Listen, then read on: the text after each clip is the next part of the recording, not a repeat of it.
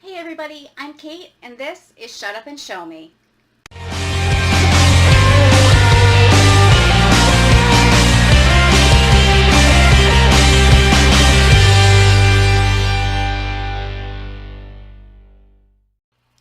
This video is for left-handed crafters. If you're right-handed, check out my right-hand version, linked in the description below. Got another anatomy lesson.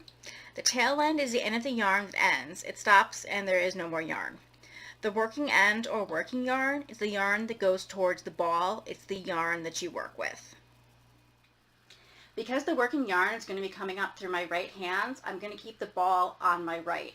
When I'm sitting in a chair, I actually keep the ball in a bucket on the floor a little behind me.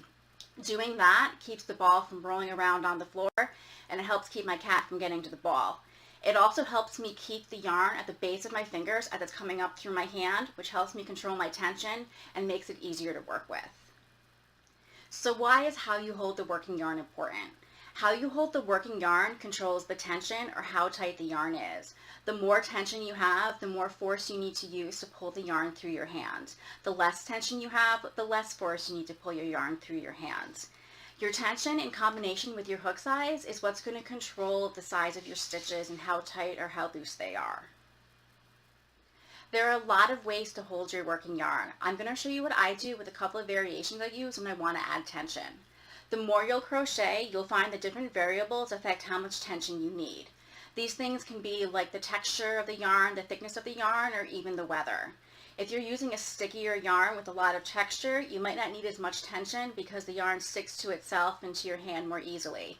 If you're using a thinner, more slick yarn, you're probably going to want to add tension because the yarn is going to slide more easily through your hands. And I even find that the weather affects how I hold the yarn. If it's more humid, then I find the yarn to be stickier, so I don't need as much tension. Or if my hands get a little sweaty, then the yarn sticks to my hand more and I don't need as much tension. Work around, play with what works for you. And as you're starting, remember that it's gonna feel weird until it doesn't. Before we begin, I want to point out that I'm not wearing any rings. If you wear rings, especially some with a lot of bling on them, your yarn might get caught on the rings. So you might need to find a different way to hold your yarn or take your rings off. Because if they get caught in your rings, you're going to get cranky, you're not going to want to crochet, and that's just not fun. I hold the working yarn by putting the working end in between the base of my pinky and ring fingers where they meet the palm. The working yarn and ball is towards the back of my hand. I bring the end of the yarn that leads to my work under my ring and middle fingers and then up over my index finger between the first knuckle and the base of my nail. Having the yarn come off here allows me control over where the yarn is as well as tension. If you look at my palm, you'll see that the yarn isn't straight up and down along the base of my fingers. It's up at an angle from the base of my fingers towards the tips. I hold the work with my middle finger and thumb at the base of the stitch I'm working. My index finger is comfortably extended in an almost neutral position. I'm not straining to keep it extended. It's behind the hook with the tip a little higher than the hook. Keeping it back here gives me a nice piece of working yarn to wrap my hook around. It will also help me catch the first strand of yarn as I'm pulling the hook through other loops and building my stitches. Now I'm going to show you a couple of variations that I use when I want to add more tension to the way I'm holding my yarn. You might find that you want to use these with a thinner or a slicker yarn that glides more easily through your fingers. This first variation is an additional wrap around my pinky and ring fingers. Again, I hold the working yarn by putting the working end in between my pinky and ring finger at the base where they meet the palm.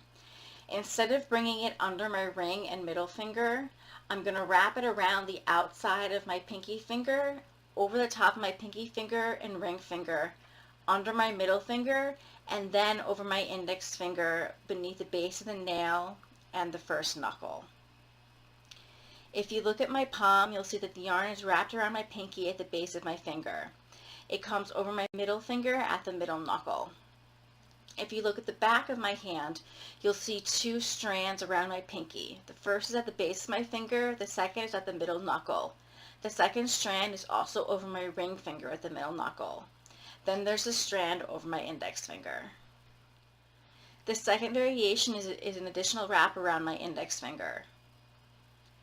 I hold the working yarn by putting it in between my ring and pinky finger at the base where they meet the palm. The working yarn and the ball is towards the back of my hand. I bring the end of the yarn that leads to my work under my ring and middle fingers and then up over my index finger just under the big knuckle. And then I'll wrap it around my index finger a second time, ending with it coming off my index finger between the base of the nail and the first knuckle. If you look at my palm, you'll see a strand going over my ring and middle fingers at the base, and a strand over my index finger at the middle knuckle. If you look at the back of my hand, you'll see a strand at the base of my pinky finger and 2 strands around my index finger. The first is just below the middle knuckle, and the second is between the first knuckle and the base of my nail. Thanks for watching. Don't forget to check out my other videos and hit the subscribe button below. Until then, happy crafting!